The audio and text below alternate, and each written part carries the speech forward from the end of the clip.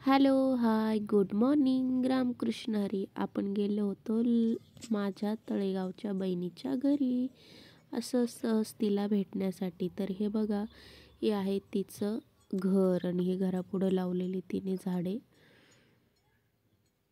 कसं दिसतंय सांगा.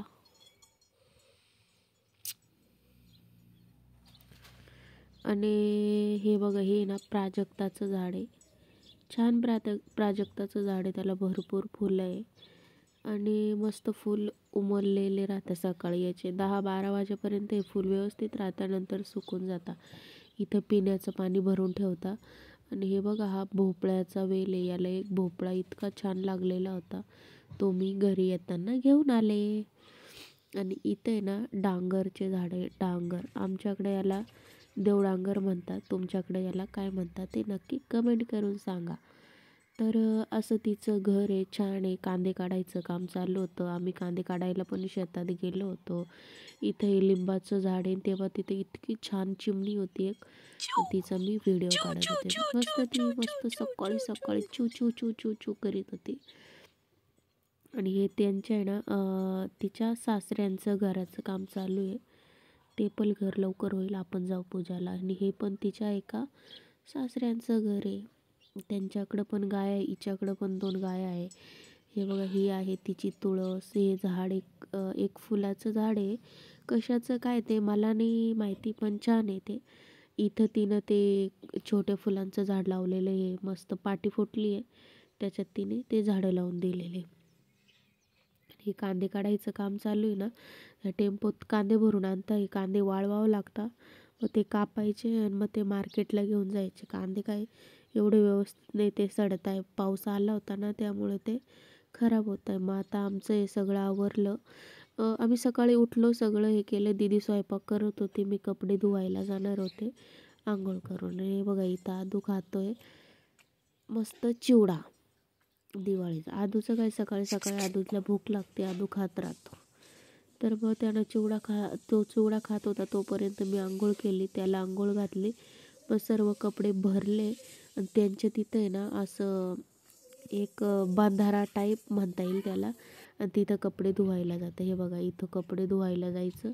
इथं दगड बिगड आहे, छान कपडे निघतात. मी इथं कपडे घेऊन गेले हे एवढे सारे आणि सगळे धुवून आणले, टाकले. मग आम्ही तिथं गेल्यावर आहे ना, हे बघा, असा व्हिडिओ काढून घेतला. कपडे झाले होते बरं का आता हे सगळे. आणि मग आम्ही गेलो शेतात जेवण वगैरे करून. हे बघा, इथं कांदे काढायचं काम चालू होतं. आम्ही टेम्पोत बसून गेलो होतो, पण ते व्हिडिओ काढायचंच लक्ष नाही.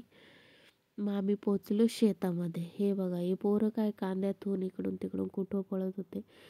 तर मग शेतात गेल्यावर हे असं कांदे काढायचं काम चालू होतं. पोरींना एवढी हौस कांदे काढायची, तुम्हाला काय सांगू.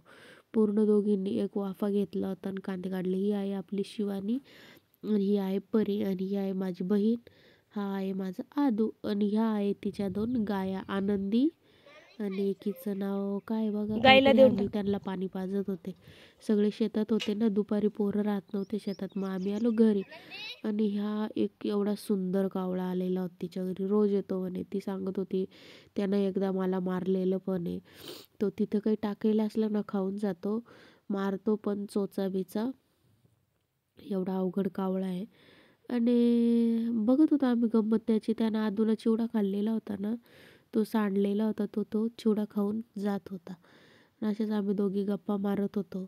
कावळ्याला 1 डोळा राहतो, कावळ्याला 2 डोळे राहत्या, त्याला असा श्राप दिलेला आहे, तसं दिलेलं आहे. ते खरं आहे का ते काय सांगा, आपल्याला काय माहिती नाही. तिला पण कोणीतरी सांगितलं आहे, तिला पण माहिती नाही. आणि हा एक कावळ्याचे पण 2 प्रकार असतात का असतात असं ती सांगत होती. जो पित्र राहते ना आपले, त्यावेळेस तो कावळा राहतो, तो वेगळा राहतो आणि हा कावळा वेगळा राहतो. असे 2 प्रकारचे कावळे राहतात. आणि कावळ्याला 1च डोळा राहतो, पण ह्या कावळ्याला 2 डोळे येते. ते पण नक्की सांगा, कावळ्याला नेमकं किती डोळे राहतात.